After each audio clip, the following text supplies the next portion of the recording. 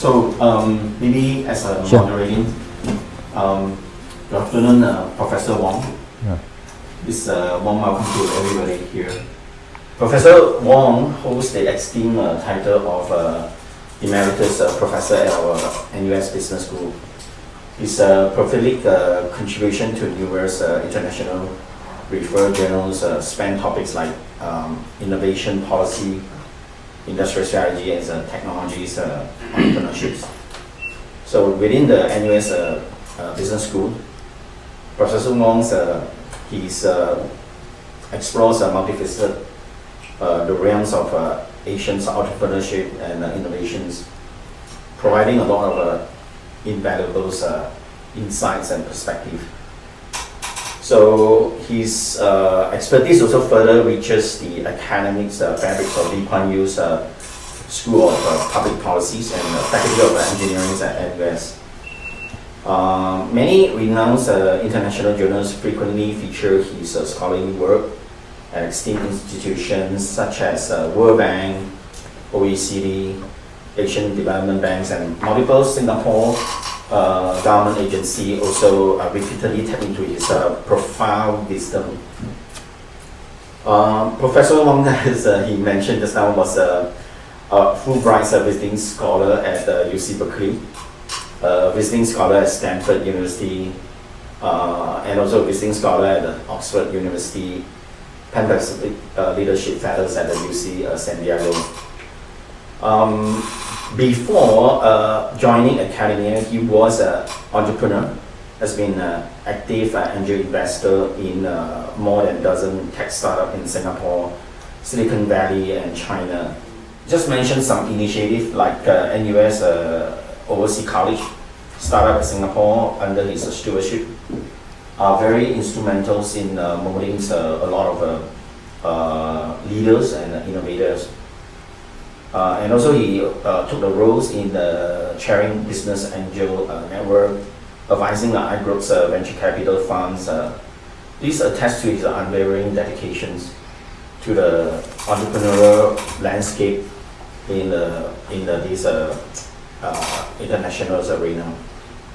So it's important to mention that in recognition of his monumental contributions, he has been honored with awards like the Public Administration Medals from Singapore governments and coveted Entrepreneurs for the World awards in 2015.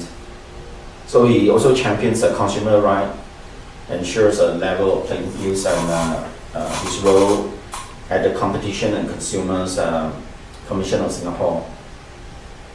So today we are very privileged and honored to have him to join us for this forum discussions about the titles Innovation for a Sustainable and Resilient Futures. Thank you, Professor Wong, for sharing us some of the materials. They are so enlightening and so helpful to us. So before we proceed, like the students to maybe introduce yourself, and then we let Tyrants to spearhead the forums with the questions that we already going to discuss later. Thank you. So I'm Kang Tae-yong, and I'm the founder of Project Pascal. And I'm James, and I'm the co-founder of Project Pascal. okay, so I'll start with the forum now. So welcome to the Pascal Forum on Innovation for a Sustainable and Resilient Future. I'm honored to introduce our distinguished guest today, Professor Wong Poh Kam, an emeritus professor at NUS. With his extensive experience and expertise in technological entrepreneurship and innovation, Professor Wong has played a significant role in shaping the landscape of entrepreneurship education and fostering innovation ecosystems across various countries. So welcome, Professor Wong. So let us begin our conversation with the first topic, which is on technology innovations for overcoming challenges and driving positive change. Professor Wong, your experience spans across various countries, and you've witnessed the transformative power of technology in improving productivity and transcending conventional limitations. Could you share some key strategies and initiatives that nations can adopt to enhance their presence on the world stage in terms of technological advancements and entrepreneurship? Yeah. Well, I guess your interest is particularly also on Southeast Asia, right? Yeah. Yeah. Southeast Asia as a whole is basically part of what we call the global south, which is different from the advanced Western nations. So in a sense, the challenges that these economies face are somewhat different from those of the advanced country. I mean, Singapore is a bit of a unique situation. We are in Southeast Asia, but we are quite sort of close to the advanced country, including Korea, Japan, in terms of the level of income and so on. But if you look at Southeast Asia as a whole, the innovation challenges are different from those of the advanced country in the sense that these economies still have very large number of rural population, of lower income. And so when one talk about innovation, one need to think about how can innovation help the masses of people in the global south and in Southeast Asia. So you would think about what are the issues that they face, right? So issues like affordable challenges that are perhaps somewhat common with what is ASEAN. So in a sense, if you can develop innovation for these economy in Southeast Asia, it's likely that you can then, with some adaptation, translate them to the other global south. So therefore, in that sense, I think the biggest opportunity for innovation even for Singapore would be to look at how innovation can actually serve these large markets in the global south. You can even say that China, to some extent, is still part of this global south because right over the last 20 years, China has also invested significantly in innovation that actually help uplift the poor. So for me, the focus, if you think about the biggest challenge and opportunity, will be to how to have innovation that address these markets. And of course, I talk about rural population, but also these countries also faced with mega cities that had huge challenges as well. Urban infrastructure and so on. You look at Jakarta, you look at Bangkok, you look at the mega cities. So again, innovation that can help address the mobility, can help improve the sort of living conditions, access to maybe clean water or whatever in these mega cities. Again, that would be a focus I would look at. To some extent, I would actually argue that Singapore for a long time, the government have been focusing on addressing the innovation challenge in the advanced country.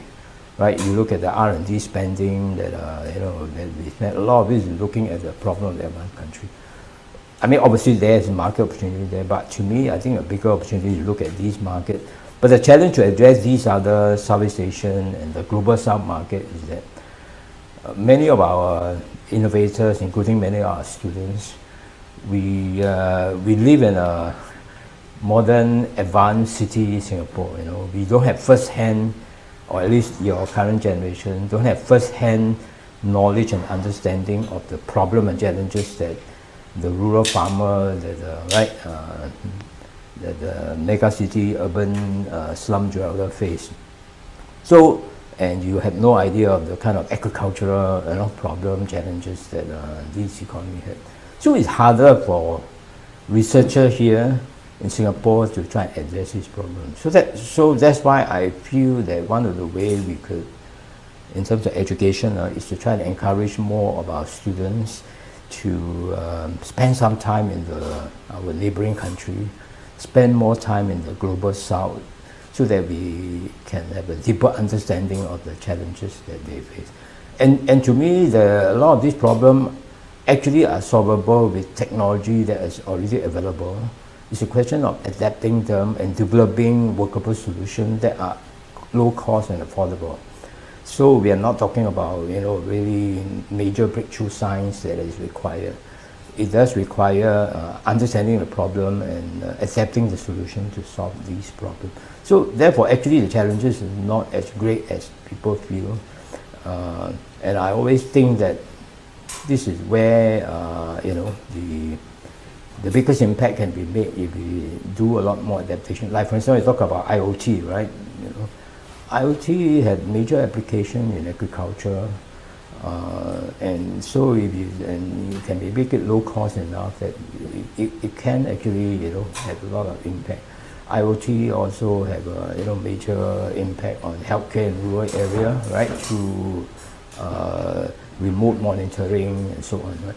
So I guess speaking to, I mean, you are a student in Singapore, and I mean, I would certainly encourage you to think about looking at the innovation opportunities and challenges in Southeast Asia and by extension of the global South as one important focus.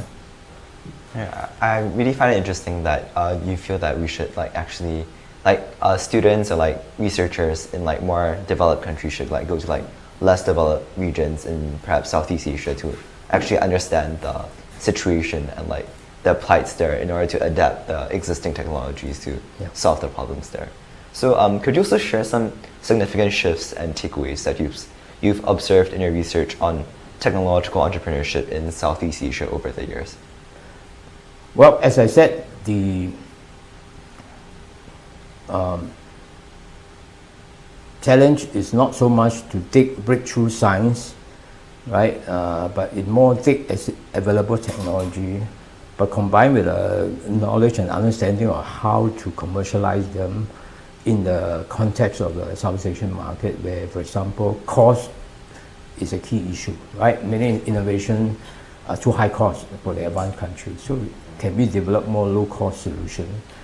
And then, secondly, you also need to have the innovation that is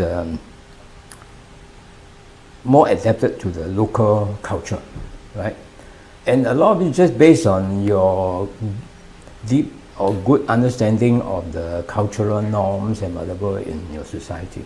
So I give you a great example, right? We all know that Uber first started this, right, ride-hailing platform, right? And then they expanded globally. When they first came to Indonesia some years back, they were also trying to do what they did in the US, which is to allow people, right, with a four-wheeler car. So Gojek, now it's called Go, right? They took the same idea, but they understand the Indonesian society better. So they know that in highly traffic jam Jakarta, a car will get jammed. So the first one they focus is on two-wheelers, right, which go much faster. And secondly, they know that in a society where there's a very large Islamic population, you have to be mindful that the women traveler, right, need to be taken by a women driver, right? I mean, these are not rocket science, just common sense understanding that, and therefore they first to introduce two-wheeler, first to introduce a service where women rider can get a ride from a women driver, right? So it is by doing this they are able to penetrate much faster, right? I mean, so and also they knew that in order for the driver, for even the two-wheeler, whatever, to be afford to use a platform, they need to have a smartphone, and some of them cannot afford a smartphone, so they introduced a company business model where they lend money to the driver, so that they can have a smartphone, and then they repay back, from the earning. So this example illustrates that a lot of times the innovation to succeed is not the technology; it is your understanding of the what work best in your local environment, and also come up with a business model that somehow make it work, right?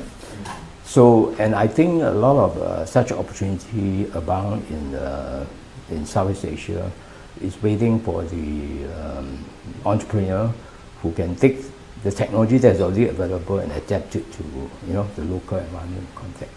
So, for example, there was a successful Indonesian entrepreneur, right?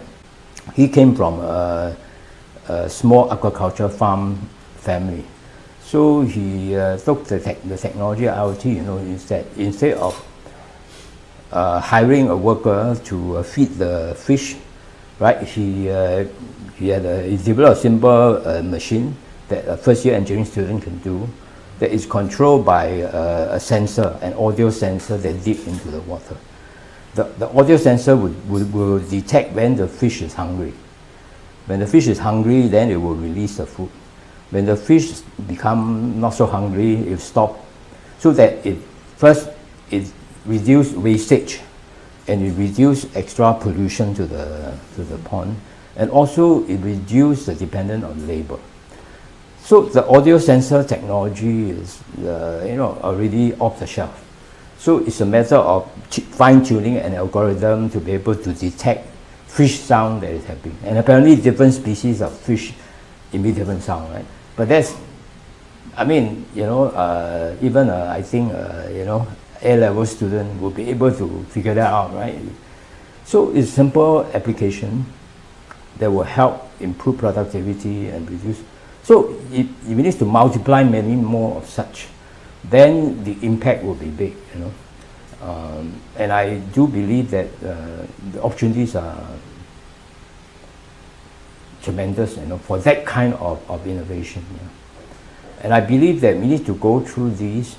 And I also want to argue that a lot of these innovation may not be, they are involve a fair bit of imitation, adaptation, right? So as I said, right, I mean, the Gojek did not invent the ride-hailing platform, but you adapt it. And there is no shame in adapting, because the value add is in, right, you customizing the technology to fit a local needs. And I think that is where the opportunities are. I believe that if more students from the region are being educated to this, they can then do more such innovation, and then if you can give them more support to do this, like actual projects, in the university, to do this, I think that the impact will be quite big. And that's why I think education play a role to empower and also to inspire them to think that they can actually do it. You don't need to get a PhD, to solve quite a few. Of course, there are problems that require much deeper technology, but there's tremendous amount that even a first year, second year engineering student can solve, provided they have the right mindset, understanding the link between innovation and business, and also support. Because you do need to invest in some money to do all this development and so on, and that's where university incubation support and other form support comes in. Yeah.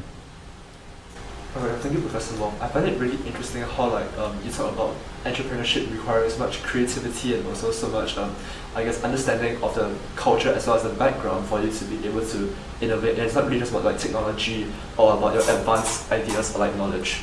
Right, so let's move on to our next topic, which is on the passion for innovation and the role of startups in the tech sector's ecosystem. So your contributions in establishing and advancing impactful entrepreneurship education programs have been invaluable. Could you share some insights on the developments of the One North Innovation District in Singapore and the pivotal role of Block 71 in cultivating the thriving startup ecosystem? Okay, first of all, I want to sort of emphasize that entrepreneurship is not just about starting business. It's not just about startup. Because I believe that entrepreneurship is really about, a mindset that, you are willing to take some risk to do something, and also about a particular approach of start small, experimenting, try. If it doesn't work, try something else, being very agile, and then have a proof of concept, make sure it works before you scale, right? And I believe that entrepreneurial mindset is needed throughout the society, throughout the economy.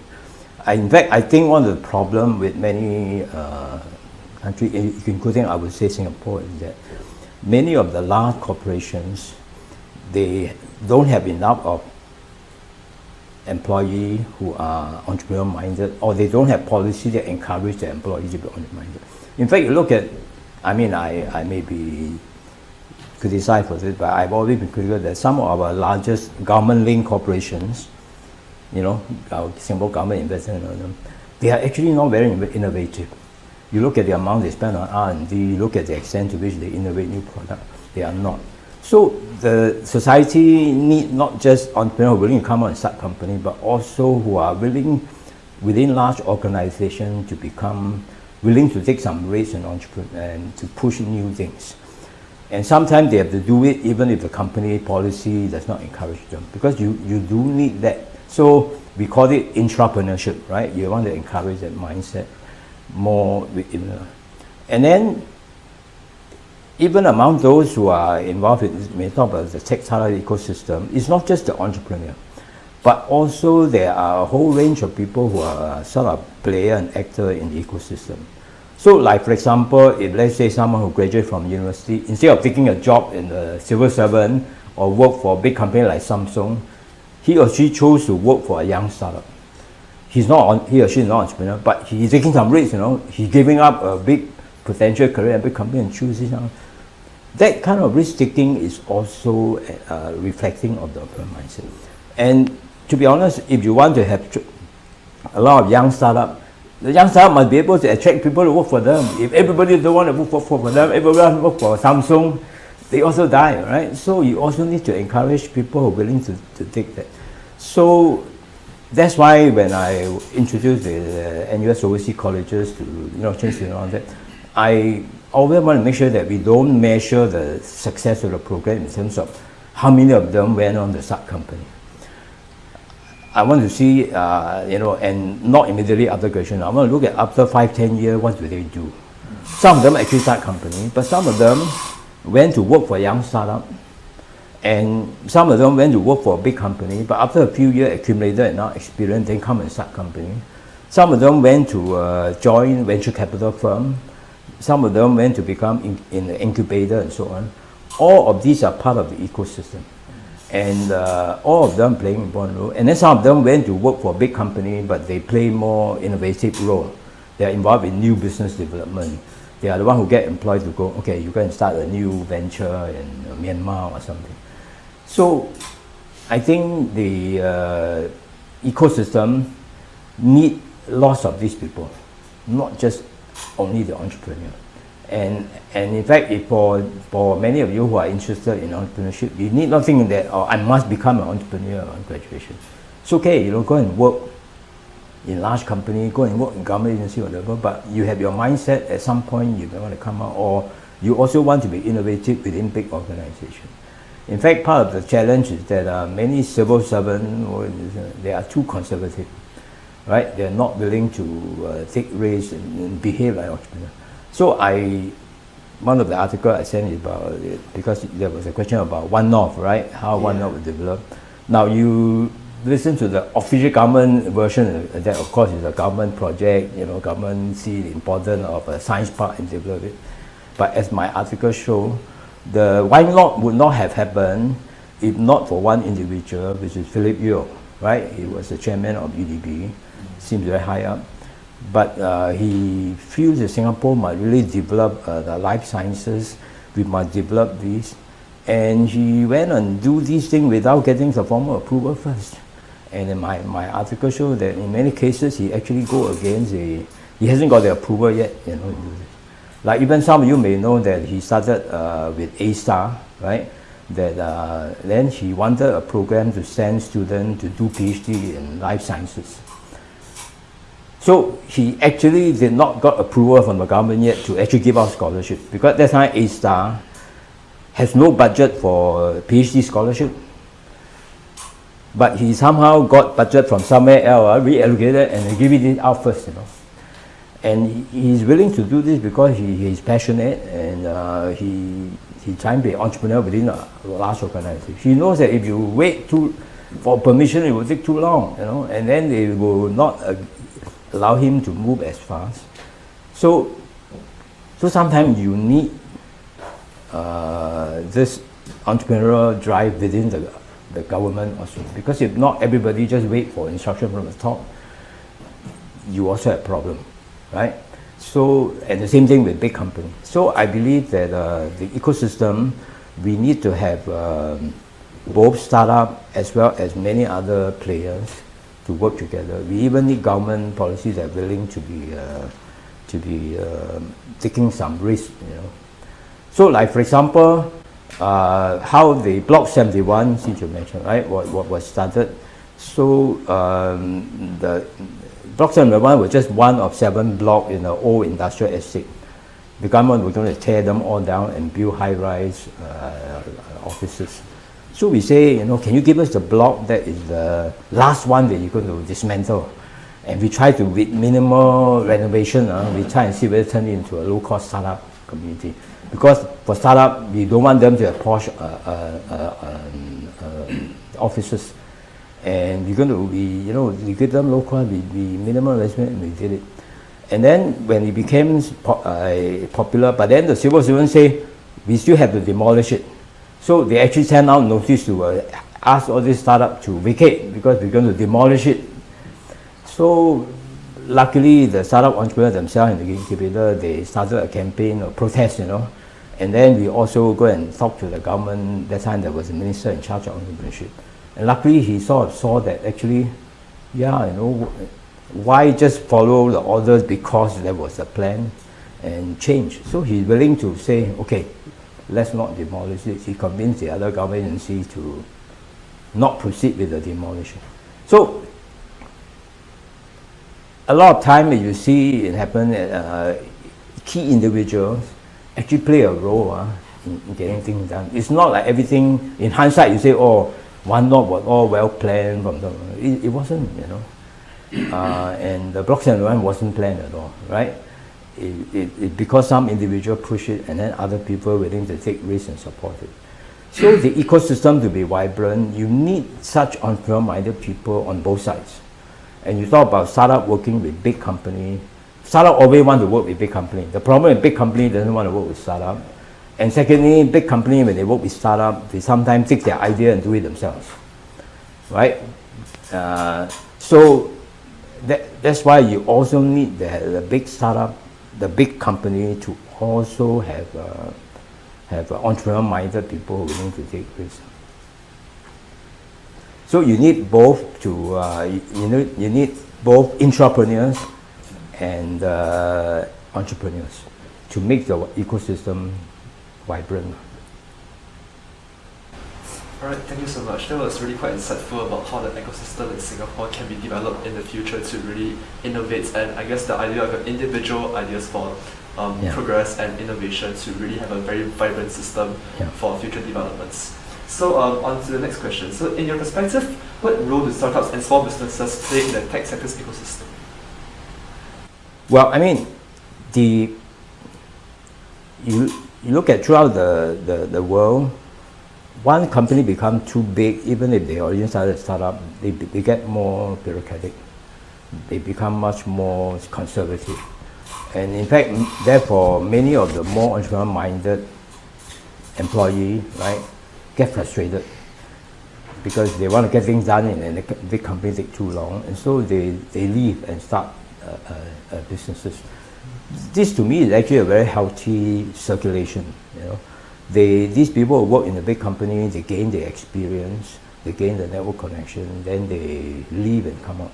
But for that to happen, you need to have venture capital and risk capital, angel financing, who will invest in these, people. So actually, a lot of the successful startups are not founded by fresh graduate. I mean, people think of Mark Zuckerberg, it's that. But the reality is that most of the very successful, especially deep technical companies, are started by people who started working in the bigger company, working in Hewlett-Packard, working in Apple, working in Google, and then they leave and start their businesses. And this circulation of talent is important, and venture capital is an important form to actually help to fund these people who come out and start businesses. So you need a very strong community of angel investors and venture capital funds to actually invest in these talented these people, because just have entrepreneurial people is not enough, especially for technology, because they take years sometimes to actually develop a technology to a form that is readily usable, right? So you need this longer term patient capital. So I mean, for example, I'm an advisor and limited partner of one venture capital fund called iGroup, we actually invest globally, not just in Singapore, in startup, including startup come out of Berkeley and Stanford and New York and so on. So you have to have such venture capital funding to support them. And the basic business model of a venture capital fund is that of a portfolio. In other words, you invest in 10 startups, 5 or 6 will fail. And then 1 or 2 may give you back maybe 1 time, 2 times, 3 times return. But you hope that 1 or 2 of them will be a home run. They give you 10 times, 20 times, 50 times your return. And so you just need 1 or 2 home runs, and the overall portfolio will give you a good return, right? So you need to have this portfolio approach. You cannot just invest in one and hope that it will be successful. So that's why this venture capital is an important point. And you need to have also sufficient diversification into, like, we invest not just, we invest in the West Coast, East Coast of US, we invest in, Southeast Asia, we invest in Singapore, so we diversify. So you need to also groom and develop these venture capital as a key part of the ecosystem. Now, some big companies, they actually recognize that it's very difficult because of the conservative culture to actually support them. So they actually set up what they call corporate venture capital fund, which is managed separately from the main corporation, and whose job is to find interesting startups to invest in. So they behave like a venture capitalist. But this is partly also because the parent company also, they realize that it's very difficult for a big company to move fast. Yeah. So one of the key advantages of startup is that it's able to move much faster than a big company. Big company have a lot more money and resources, but they take too long to make decisions. So that's why you need to have a balance of both. And I believe that one of the things that Singapore had done well is that we provided incentive to attract and build a reasonably good venture capital industry in Singapore that actually invests in the region. We have also trained up sufficient local Singaporeans to become venture capitalists. So I think we need to continue to do that, and we need to continue to encourage them not to just look at investing in Singapore, because you have to learn how to invest in the world. Yeah. So some overseas experience, exposure is important. Alright, thank you so much. So it was quite enlightening, like how you were talking about the investments required by venture capitals to develop, like, I guess, some firms which will eventually, some startups which will eventually grow into very kind of big players in this entire ecosystem. However, like, I think perhaps you could go more into the actual relation between, let's say, startups and companies, regarding how, let's say, startups contribute to innovation and how they also benefit from, I guess, established players in the industry, for example, like these big companies. And also, like, I guess, how, like, are there any specific examples regarding, I guess, startups, like, making significant impacts on big, like, I guess, companies and businesses, or, like, I guess, businesses that are able to, like, I guess, build up these small startups into very significant players? Well, as I mentioned, many of the big companies, they are moving too slowly in innovation. So sometimes they actually wait and see what the startup does, or they may, give them a bit of funding to see how they go. And sometimes they partner with them, and if they're successful, then later they may acquire them, or they may, leverage them to grow. But usually, the startup need to find some other more willing customer than the big company, because to be able to sell to a very big company, they are too stringent. So usually a startup find it very difficult to actually immediately sell to a big company.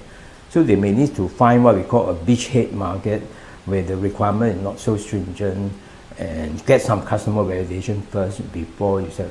Because the usual thing, big company will, the first thing they ask of a startup is that, who else has bought from you? If no other big company has bought from them, they don't want to be the guinea pig, right? You take a bank, you go to one of the 4 local banks, for some innovation. The first thing they ask is, which of the other bank has bought your solution. If not, they would rather not. They rather buy from the IBM of the world because, see, the key point is that if you bought some software from IBM and it failed to work, you wouldn't lose your job, right? Because it's IBM, right? But you bought a software from a new young startup and it doesn't work, then he may be chopped, right? So there's conservatism there. Usually that you need to have it validated through some beachhead market before the big company will come in. So I give you an example, right? This Berkeley, since you're from Berkeley, right? This iGlobe, this venture cap fund, we recently, 2 years ago, we invested in an interesting startup by two PhD students from Berkeley, right? So they have the idea of using synthetic biology, gene editing, right, technology. Because one of the key areas we focus on is synthetic biology. This is another thing about venture capital is that you need to have clear focus area. We say that we want to develop a lot of deep knowledge about this so that when we invest in it, we understand enough of the technology and also we have enough connection. So we don't randomly invest in any startup, right? So we have identified synthetic biology as one of the key innovations in the future. But we see they had many applications. So these two PhD students, what they did is that because they address a problem of chemical pollution associated with the dye of clothing. You wear your blue jeans, the blue dye, right, came from chemical. And this chemical actually is a bit toxic, right, to the environment. So they have the idea that why not we edit the gene of some bacteria such that these bacteria will produce the dye, the color. So it biologically produced, and these are also therefore not toxic, right? So the PhD research show in the lab that you could actually produce a certain color, right? But they haven't been able to produce exactly the blue jean dye color yet. So they need a bit more development, right? So the venture capital fund invests in them for them to do their trial, and then once the trial is done, then to build a pilot plant, right, to produce a number of quantity. Now up to that point, none of the big blue jean company or they want to they want to see first, right? So this is where venture capital come in. We, together with other investors, we invested in them for them to produce that pilot plant and to produce some sample of dye to show that it seems to work. And only after that we have got to a point where one of the blue jean company had announced that they're willing to work with them to do a trial test on this, and if it's successful, then they will deploy it to others.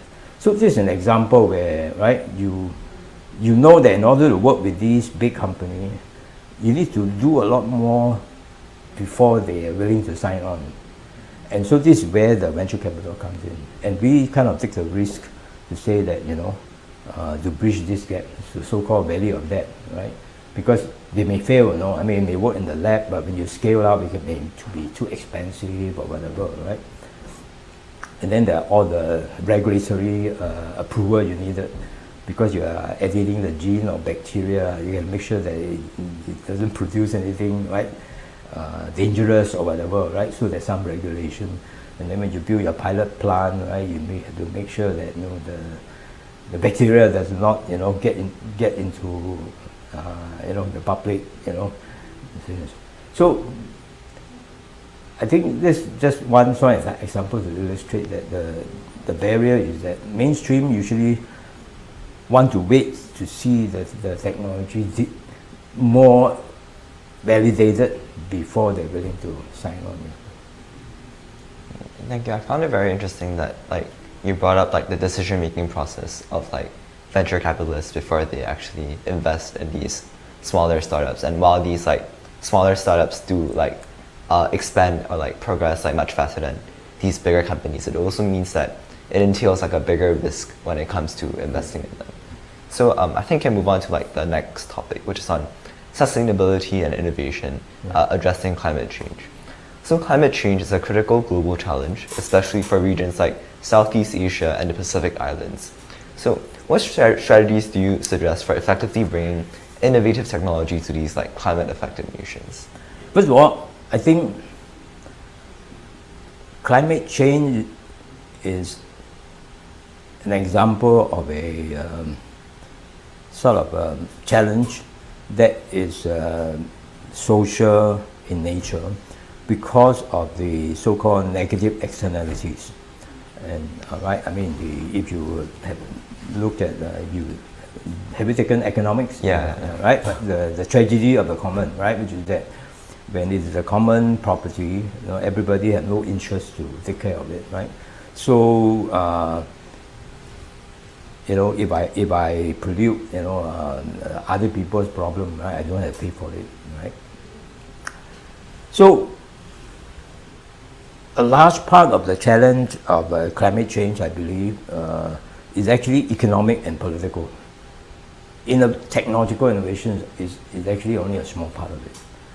Because unless you can get a collective agreement, right, that we all, protect the common together, we all contribute, then, nobody wants to do it, because if Singapore say, okay, I'll pay for doing this, but none of the other countries are willing to pay, you still get the same pollution. And part of the challenge is that unfortunately you have this built-in inequality between the more advanced country and the developing world. If you actually end up in Cambridge University, you should actually take a course by one of the Cambridge University economists. He's a Korean, Chang Ha-jun. He has an interesting book with a title called Kicking Away the Ladder. And he argues that in the past, many of the now advanced Western countries, they actually had many policy like industrial policy, like trade restriction, and non-protection of intellectual property in order for them to develop. So the current sort of trade regime, you talk about free trade, you talk about no barrier, no trade barrier, no industrial policy to protect your own economy, and respect of intellectual property. All these were not what they themselves practiced when they were developing. It's just that after they have developed, now they say that, everybody must do this. So now, emerging economies, they say, I want to do this, you cannot. So, for example, they say, okay, everybody, we cannot have coal, right? Because coal is a big emitter of carbon. But fact of life is, right, the whole industrial revolution in England and all that were built on coal.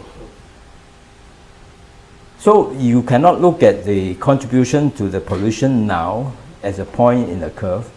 You have to look at the integration of the curve over the years, the area, right? The Western countries have been polluting, contributing to the global warming, heating all these years. And then now you say that all the different countries, you cannot do it. Everybody follow the same rule. That's unfair. You were allowed to pollute all the years, and nobody stopped you, because that time we have no industry yet, so we are not polluting. Now that we want to develop, you say you cannot use coal, you cannot use this. I think that's a fundamental unfairness in it. I mean, frankly, in the same way,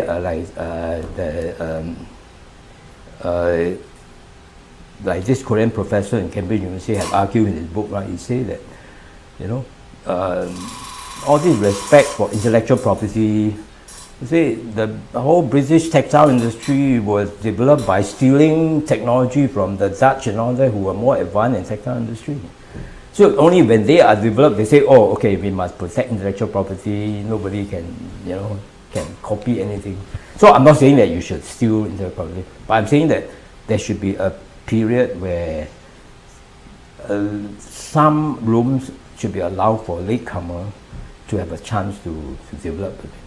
And so part of the problem I feel in this whole climatic change is that unless the Western countries are willing to recognize that we have to allow the developing countries greater rooms, and we must be prepared to impose a much stricter control on ourselves than on this global south.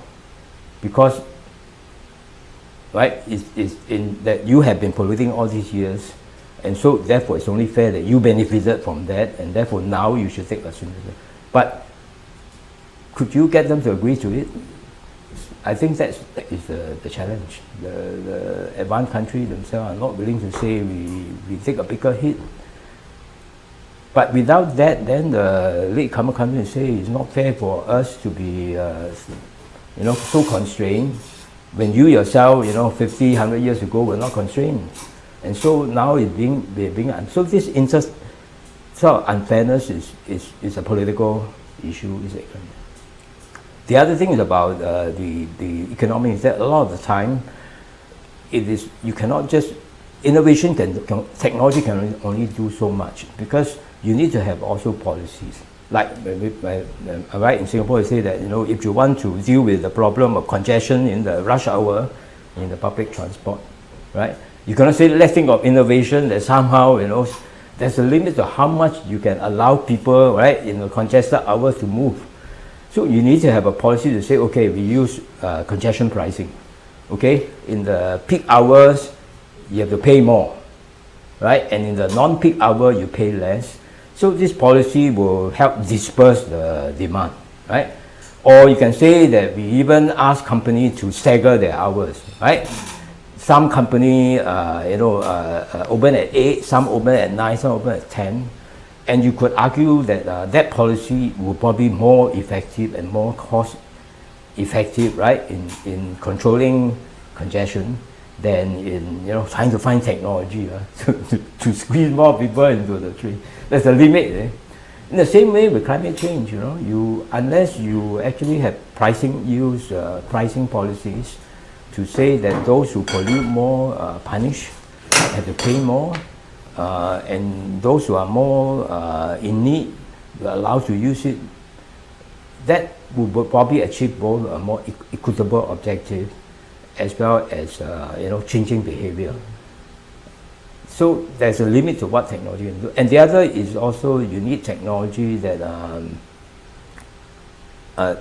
also require a community action. So for example, monitoring, for example, to ensure that a community as a whole follows certain, because if certain people cheat, right, so you can have technology to actually detect cheating, so-called, right?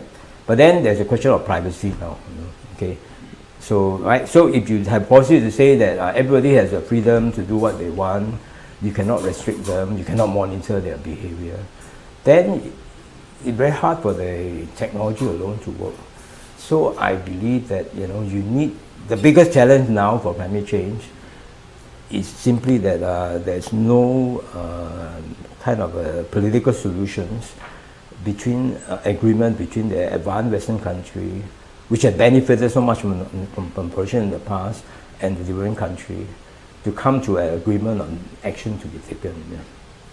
Thank you, Professor Wong. I actually found that really insightful, because from your sharing, I understood that the issue of climate change itself is a very multifaceted and intersectional problem, where it goes just beyond beyond just innovation technology itself, but also the social and political factors that actually interferes with. Okay, so on top of that, then the second thing I want to argue is that we also need a new generation of entrepreneurs who are more social impact driven. You see, in the past, most of the entrepreneurs are more looking at making money for myself. But hopefully, increasingly, a younger generation of entrepreneurs who are saying that we want to achieve social impact. And so you measure it not by how much money you make yourself, but what kind of social impact you make. And so they will develop business models that are more targeted not at maximizing the profit to themselves, but maximizing the impact. And you also need behavior that is somewhat different. In other words, the motivation of the social entrepreneur. So take a simple example, right? I mean, you are in a normal for-profit business. If you see a competitor doing what you're doing, you are not happy, right? Because they will take market share from you, right? But if you are a social entrepreneur, you should be happy, because the other people do what you do. That means they increase the impact, right? And in fact, if they do it so well, I don't have to do it, because your goal is the impact. The more people do it, the better, right? So in fact, you want to share your knowledge of how it should be done. Whereas if you are in a private profit making, you don't want people to know how you do it, right? Because you are afraid that they will copy you. But a social entrepreneur should be happy if other people copy him. In fact, he will surely share, hey, this is how I did it. You go and do it also, in your own country, in your own city. Then I'm multiplying the benefit. So you need a different mindset. You need social impact-minded social entrepreneur.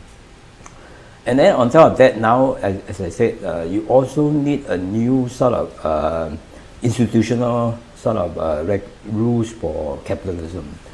Capitalism that is entirely based on free market for profit have to be constrained now by what we call stakeholder capitalism, where you need to take into account the interests of the larger community.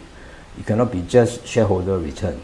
And that means that some of the regulation we need to be regarding what you can do in a free market need to be regulated.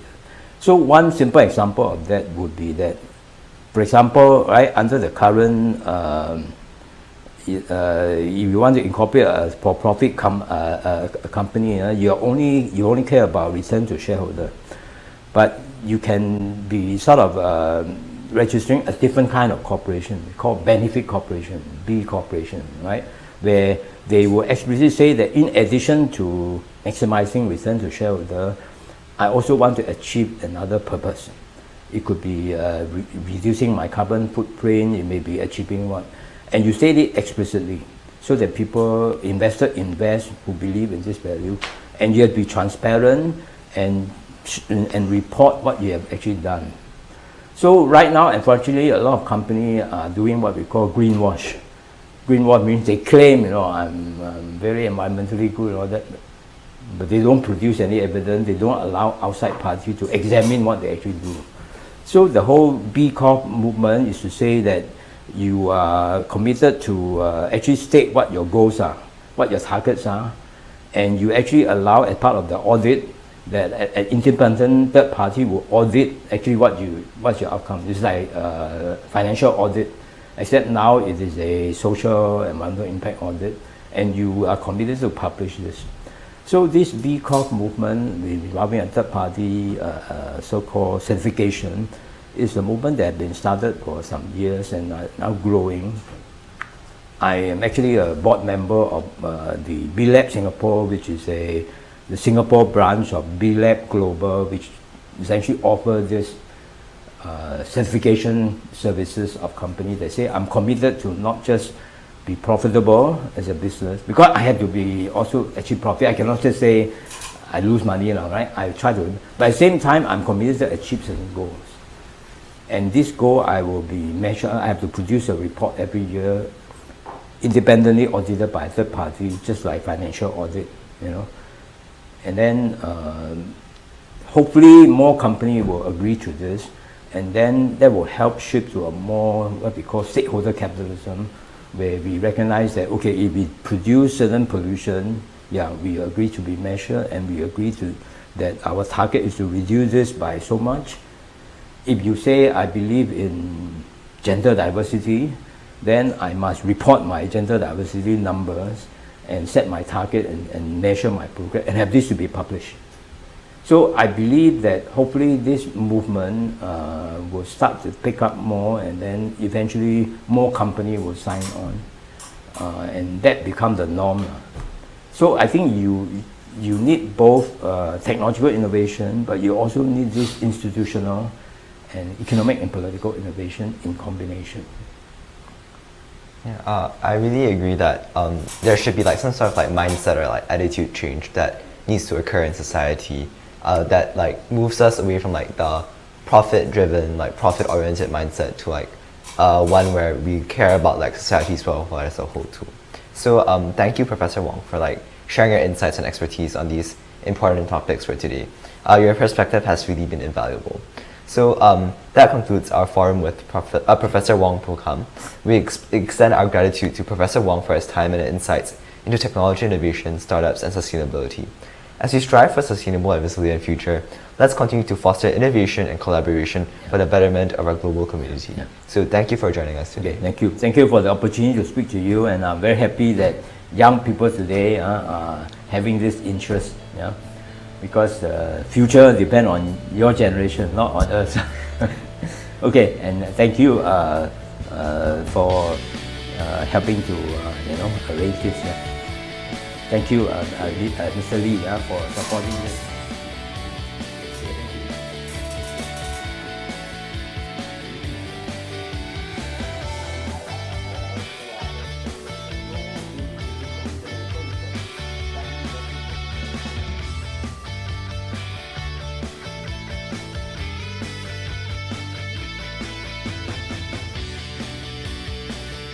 Go Pascal! Go Pascal!